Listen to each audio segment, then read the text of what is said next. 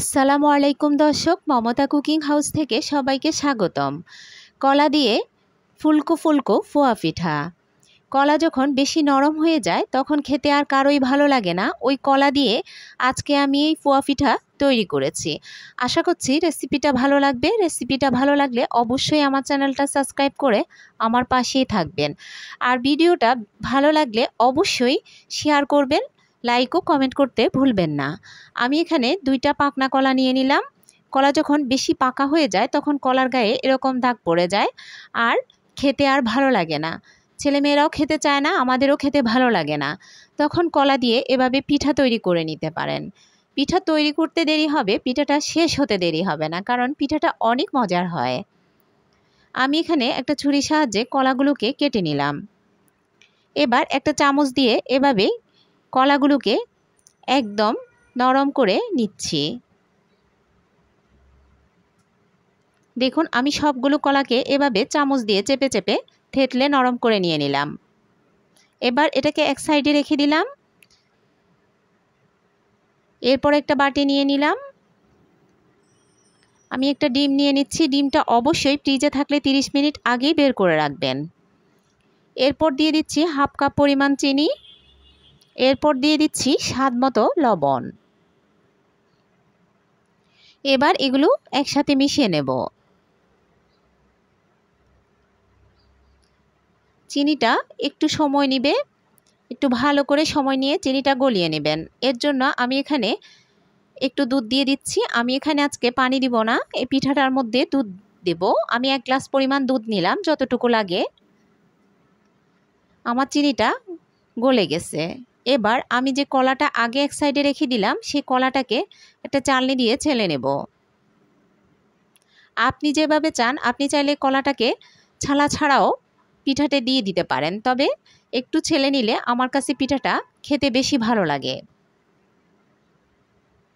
আপনি যেভাবে পছন্দ করেন সেভাবেই কলাটা দিতে পারেন।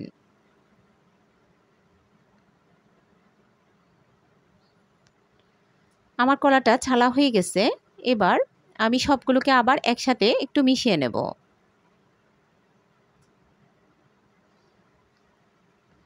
এরপর আমি দিয়ে দিচ্ছি 1 কাপ পরিমাণ চালের গুঁড়া, হাফ কাপ পরিমাণ ময়দা। আপনারা চাইলে এটা শুধু চালের গুঁড়া দিয়েও তৈরি করতে পারেন।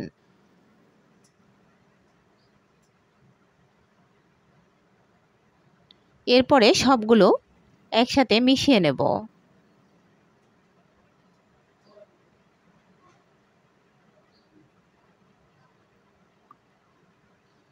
এবার আমি দুধটা দিয়ে দিচ্ছি। দুধটা আমি একসাথে দিব না, অল্প অল্প করে দেব। দেখুন, একটু দেওয়ার পরে আমি আরেকটু দিচ্ছি।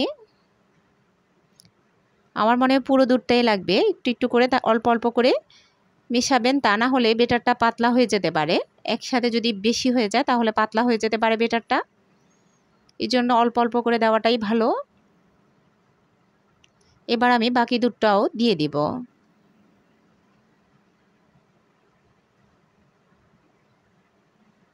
এবার এটাকে ভালো করে মিশিয়ে নেব।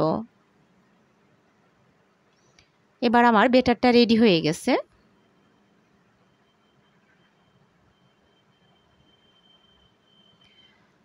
আমরা এবার পিঠাটা তৈরি করে নিব। এর জন্য আমি একটা চামচ, গোল চামচ ব্যবহার করব। আমি চুলায় একটা কড়াই বসিয়ে দিলাম আর তেল গরম করে নিয়ে নিলাম। এবার বেটারটা দিয়ে দিচ্ছি চামচে করে। দেখুন, তেলটা যখন গরম হবে তখন পিঠাটা অল্প সময়ের মধ্যে তেলের উপরে বেশি এভাবে আস্তে আস্তে করে ফুলে উঠতে থাকবে। অবশ্যই তেলটা ভালো করে গরম করে নেবেন। এই নরম তুলতুলে ফুলকো ফুলকো পোয়া পিঠা খেতে কিন্তু দারুণ মজা।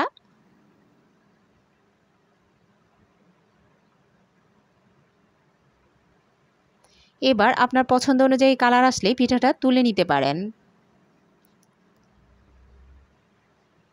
এভাবে আমি সবগুলো পিঠা তৈরি করে নেব। দেখুন কি সুন্দর কালার, আর খেতেও দারুণ মজা এই পিঠাটা।